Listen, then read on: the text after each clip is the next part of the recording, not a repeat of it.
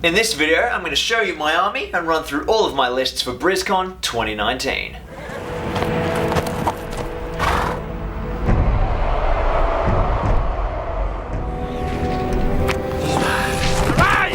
Arise, riders of Theoden! A sword day! A red day! And the sun rises! Ride for ruin and the world's ending!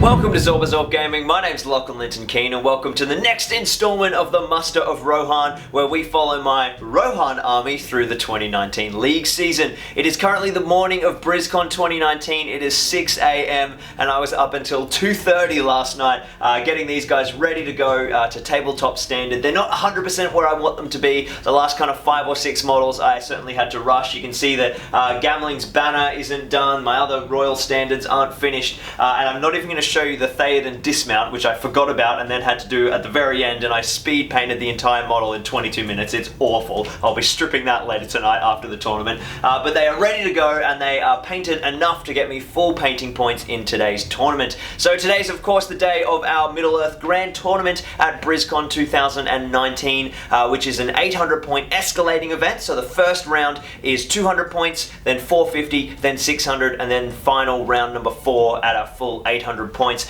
Which gives us a really kind of unique opportunity to have a look at a whole bunch of different lists and different formations of this army at different point sizes, which is what we're going to dive through into today. We also know the scenarios in advance. First up, we've got Domination, then Heirlooms of Ages Past, then Fog of War, and then To the Death, a nice big kind of kill each other finish for the final round of the tournament. So we can also have a look and a bit of a think about my kind of strategies and tactics moving forward. I think my tactic number 1 will be trying to make sure that my severe sleep deprivation doesn't cost me the tournament, but there's a lot of kind of cool stuff to think about knowing the scenarios and the point sizes. So let's dive into round number 1, which is Domination at 200 points. So my list of 200 points is pretty simple. I've got Theoden, King of the Mark, specced out with an armored horse, heavy armor, and a shield. He's the obvious choice because he buffs everyone around him.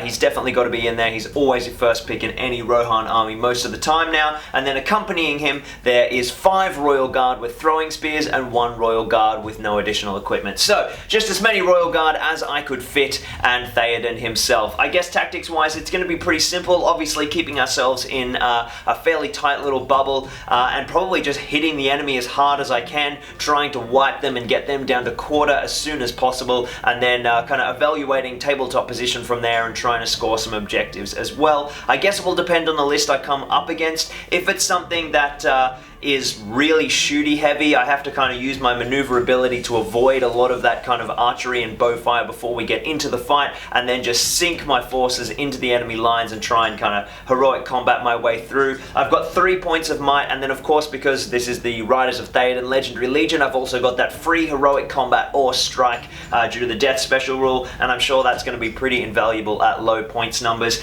I guess the main thing at 200 points is to make sure that I don't have any unnecessary casualties. I've only got 7 models, so if I lose a couple of models because of I don't know, bad positioning or just some really bad dice rolls, that could really hurt me. So I need to make sure I'm really on my game, which is going to be really difficult because it's the first game of the day and I'm going to be filming everything as we go, so I'm sure there'll be a lot on my mind, but hopefully I can keep it together and go pretty well, because we've played a lot of practice matches in the months leading up, and I've only lost a single 200 point round out of the something like 10 or 15 that I've played, so it's a pretty strong little list at 200 points, so I'm pretty confident, but we'll just have to see how it unfolds and who we come up against. So moving up to 450 points, we get ourselves a couple of new heroes. First to come in is Dioramas, the Chief of the Royal Guard. He's just a definite pick for me because he synergizes so well with King Theoden, obviously getting that free heroic combat every turn if Theoden is in combat, which is just amazing. It's all about giving me that map control, getting all of that kind of, I guess, free might essentially, and allowing me to use his 3 might, because he's a 3 might hero as well, for other stuff like calling heroic strikes, and particularly heroic marches. It's really useful to be able to burn his might on the marches because he doesn't need to spend any might for heroic combats if I set it up right, whereas Theoden's might is much better kept for striking and combating rather than having to burn it on marches. And then of course we're bringing in Dernhelm, who is just an absolute beast. She is so cheap as well. Obviously that's the Eowyn and Merry hybrid profile. She's something like 85 points I think once she's spec'd out. Yeah, so she's 75 points, so very cheap as well, which kind of really allows me to get both of those heroes in this next bracket. And she's just an absolute killer. Not only is she bringing, you know, Merry in that upgraded profile, so she's 3 attacks, 4 attacks on the charge, but she's got that incredibly powerful synergy in that she's able to call essentially 2 heroic actions with the same model. You can have Merry call the heroic combat because he does count as participating in the fight, so he is eligible to call a heroic combat even though he can't make strikes, and then you can have Eowyn or Dernhelm call a heroic strike. So you have Dernhelm charge in, heroic strike up to fight 10, heroic combat, and start slingshotting all over the place, sniping heroes and being just in general really lethal.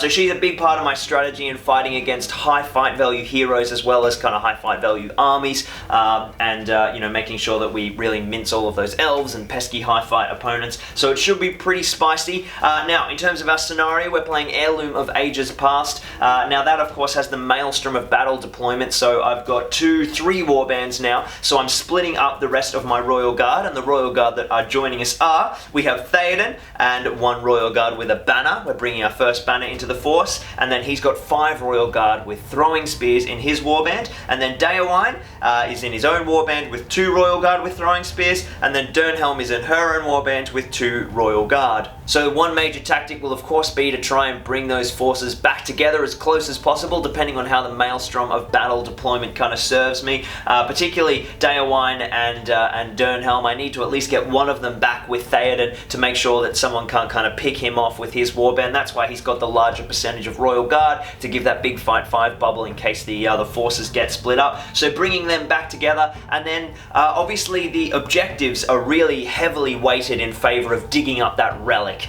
So for those of you who don't know, Heirloom of Ages Past is essentially there are 6 objective markers on the board, and infantry can dig them up, and on a roll of a 6+, it becomes a relic, which is an item that has to be carried, and whoever controls the relic at the end of the game gets 6 victory points. Now cavalry can't pick it up, so I can dismount my forces to dig for it, but the other thing I can do is let my opponent dig it up and then kill them while they're carrying it, and then my cavalry pick it up, and then I can just ride off into the sunset. So that's certainly a viable tactic, killing the enemy infantry, grabbing the objective while still mounted, and then disappearing. But the other thing that we can do is let them dig it up and just hit them as hard as we can, and then one thing that I've done in many of my practice games is not actually worry about the objective until closer to the end. Let all of the opponent dig up the other different relic positions, and then when they all kind of come up empty unless they roll that 6, I can just kill everyone, and then as they're close to breaking, throw a model over to the final objective marker, dismount, and automatically pick it up because it becomes the relic after the first 5 have dug up. And even if that backfires and they manage to successfully dig it up, then I know exactly where the relic is, and I just send all my forces there and kill them.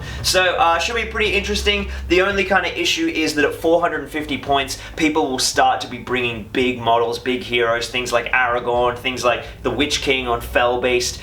You know, there'll be kind of some harder hitting stuff which could be more tricky for me to deal with, and you know, I've gone with the 3 weaker heroes than bringing in someone like Aemma at 450, but I just think the power that my 3 mid-tier heroes can bring to kind of, I guess, providing support across the whole list, it's really awesome when I can get them all synergizing. So yeah, Dernhelm's going to be big for me. If she performs well, I should go really well, and if I can get Dioramas to kind of get lots of advantage out of his profile and his special rules to help Theoden be a bit more killy, because Theoden isn't the most killy, so those two synergizing and combining together hopefully will go pretty well for me.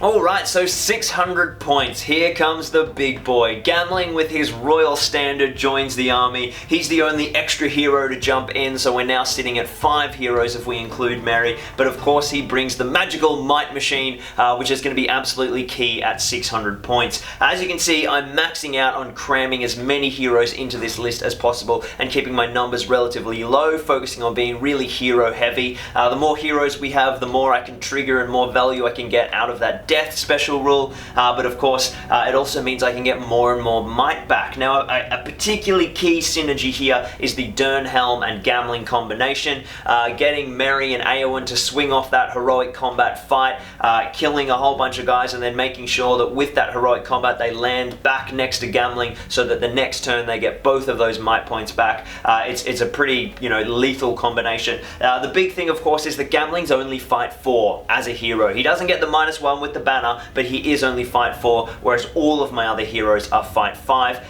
So it's definitely, he's the squishier target. He does have heroic defense. I always forget about it, and I always struggle to kind of call heroic defense in anticipation of him losing fights. So it's a bit tricky. I've got to make sure I keep him alive so I can take advantage of his banner and keep my formations nice and tight. Now, the scenario that we're playing is Fog of War, which is an incredibly tactical and objective-filled scenario. Essentially, you have to pick one of your heroes to keep alive, pick one of the enemy heroes to secretly assassinate, pick a terrain piece in the enemy's half to try and score, and then the opponent is obviously doing the same, so you've got to make sure they don't score their terrain, they don't kill their hero, they don't protect their hero. So it's a lot of different pieces going on. Tactically, it's always best for this one to kind of have a look at the force that you're fighting before you make any big calls, but a big tactic that I've been using is picking Merry as my hero to protect, because everyone they don't really see him as a threat. They don't really think about him, honestly. I try and always, make sure I'm really explicit when I'm telling my opponent, because I'm using the Eowyn model. The Dernhelm model isn't out yet. I always have Merry there, and I'd be like, remember, this is Eowyn and Merry, so that they remember they have the option. But everyone seems to think that I would never pick him because he's so squishy, so he seems to be a pretty useful and safe little bet often. And if it comes to a position where, it's danger time, I can just drop Merry off and send Eowyn in, and she's still a pretty fantastic profile under the Eowyn profile anyway, so it's quite a useful tactic. But yeah, it'll be a really kind of tough one in terms of predicting my strategies. That will really need to be determined by the enemy force that I'm coming up with. In terms of our warbands, we've also got a couple of extra Royal Guard who have come in to fill out the list, so let's run through everything. Warband number 1 is Theoden. He's still got the Royal Guard with banner sitting with him, and then he's got 6 Royal Guard with throwing spears now. Dioramas has now got a slightly bigger warband. He's running 4 Royal Guard with throwing spears and 1 Royal Guard with horse, and then I have Dernhelm and Gamling just in their own warbands, because of course this is a fairly simple deployment, so the troop management isn't particularly worrisome, so I actually like to just have all of my mounted Royal Guard in a couple of warbands, because it makes it easier for me to predict my deployment and make sure that I get Dioramas sitting in the right spot so that he can successfully catch everyone with a heroic march if he needs it. So 600 points. This is one points limit that I haven't played as much as the others, and it is one that I have struggled with. Fog of War is notoriously difficult. I've actually only played 2 practice matches. The first one was against Pat Matriga and his amazing Mirkwood force with Thranduil, and I just got absolutely destroyed. And then the second practice match was against John Yance and his Lothlorien, and poor old John, I think I tabled him without losing. I think I lost a couple of horses and didn't actually lose any models. So I've had success and extreme failure with this scenario, so we'll have to see how we go. Fingers crossed the Rohirrim can bring it to the party. So 800 points, and the heir to the mark has finally decided to grace us with his presence. Aemar, Marshal of the Riddermark with armoured horse and shield and throwing spears, has joined the list, and so has Elfhelm, our big kind of throwing spear boy. So a couple of extra heroes to keep jamming this list full of heroes, keep on taking advantage of that big death special rule, and if I'm lucky, hopefully get 7 heroic combats and strikes off from that special rule. Once again, Gamling is going to be key key here. I've got even more heroes. He's going to need to be staying alive and whipping around and getting myself heaps and heaps of might. We're playing to the death, which is essentially just kill each other. So my main tactic is, depending on the force obviously, get there as fast as I can, get into combat as fast as I can, and just slowly work my way mincing through the opponent. The first couple of turns always go well for me, then the middle of the game gets a little bit tougher when my opponent starts counter-attacking really hard against my initial charge, and then all I have to do is wait for them to run out of might through those middle turns, use gambling to keep myself well in the game with might, and then during the back end of the game, having all of that bonus might when the opponent's resources are completely exhausted, I can take the initiative and finish off the opponent. So that's kind of my classic to the death approach. In terms of formation, I really want to make sure I get good value out of Aimer and Elfhelm as they've dropped into the list. Aimer is absolutely lethal, and he needs to be right up in the front ranks, smashing and smashing, keeping the heat off Theoden so that I don't lose my big kind of buff to all of my mounted Royal Guard. And Elfhelm is actually really useful. He doesn't look like a monster on paper, but he's really solid on one of the flanks, kind of cleaning up different attack paths and making vectors for different heroes by always pretty much guaranteed getting a kill on the charge with his throwing spear. So he's really great at punching a big hole through an infantry rank, and then you know, if he can trigger off his might points to spend on heroic combats, he can really free up a little zone in one of the flanks or make a hole through a big kind of enemy shield wall, so he can be useful as well. So I'm pretty excited to play at 800 points. I actually think this is where the list is at its strongest, once I've got my full kind of synergies ready to go, so I'm really excited. Hopefully I get a really good game. If I'm placing reasonably well by this point, we should come up against a pretty tough list, I think. We'll see how we go, of course, so there should be a really nice 800 point scrap. So that's my list for the 4 rounds of BrisCon 2019. I guess the last thing to note is kind of a general tactics sort of overview and who we're worried about facing. Things that are going to be difficult for this army are definitely going to be like those big monstrous creature lists. Like we've got lots of all eagle lists, some Radaghasts on Slay and Magic, you know, the kind of Nature's Wrath wielding Radaghasts and Mirkwood, of course, if Pat's bringing his Thranduil with that automatic 6+ dismount of all of my cavalry. So those kind of big hard hitting elements could be quite difficult. Big infantry lines, big shield walls, I'm not going to have a problem with. I churn through them like butter. I think there's going to be a lot of the Army of the Dead Legendary Legion, which could be really interesting. I'm at an advantage that I can wound them on 6s with the whole army when I get the charge, because strength 4 on defense, whatever those Army of the Dead are, at 6s to wound.